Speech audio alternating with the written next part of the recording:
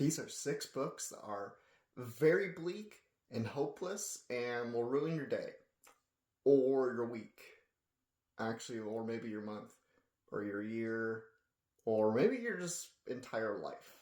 Hex by Thomas Oldhoved. I think I'm saying his last name right. I always get self-conscious with saying his last name. Basically, this small town America has a witch they've had for like over 100 years who's chained up, face and eyes are all sewn up and whatnot, and has a curse on the town.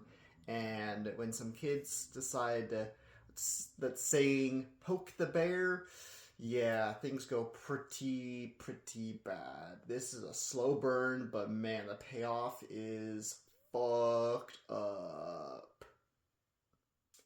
Dead Silence by S.A. Barnes. Some horror like to tell you right in the beginning kind of what's going to happen, and then you just hopelessly and helplessly have to watch things as unfold. This is one of those books. Basically, people go accidentally find a space cruise ship that went missing 20 years ago, and they go there to go see what's, maybe they can make a lot of money off it or whatever. Things go really bad, and things go bad from literally the first opening of the book, as it literally tells you right at the gate. So, you're just like, alright, these people are fucked, and that's kind of how it is. This is awesome. You want some space horror. The Troop by Nick Cutter. This is disgusting and bleak and just relentless. Almost at every single page, group of Boy Scouts and their Scoutmaster go to an island just a couple miles off the coast of their little town, and shortly after they are met by a man who is very ill, and that's all you really should know about this one. But Jesus, fuck Nick Cutter. Are you okay, man? This Wretched Valley by Jenny Kiefer. Probably one of the best debuts I've ever read. Just like Dead Silence, it tells you right out of the gate, hey, this is kind of like how things end up. And you go, cool.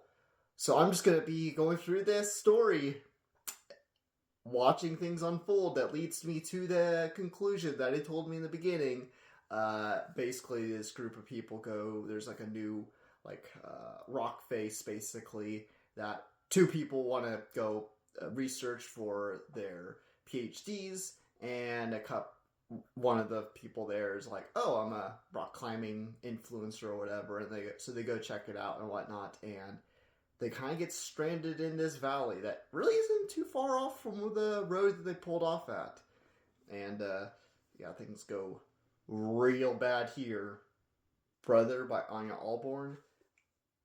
I'm still recovering from this book. This, man, cannibal, serial killer family, but one of them, the family members, the youngest son, he isn't quite everyone else. He still has his humanity kind of intact, and things kind of change for him when he meets a pretty girl.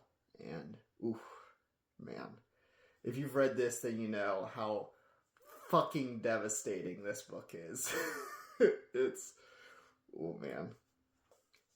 Tender is the Flesh by Augustina Basterca. I hope I'm saying her last name right. This is another super popular one that people love. Basically, cannibalism is legalized because all animal meat is tainted, basically. And this guy gets a gift that he decides to keep. And that's all you really gotta know. It's a short one, so it's hard to say too much about, but wow. The last, 5, 10-ish pages, very few, this last little hump over till you get to finish the book out, and it just punches you right in the face, and it's, wow, that was fucked up. It was really, this whole book is extremely depressing and bleak and fucked up. It's great.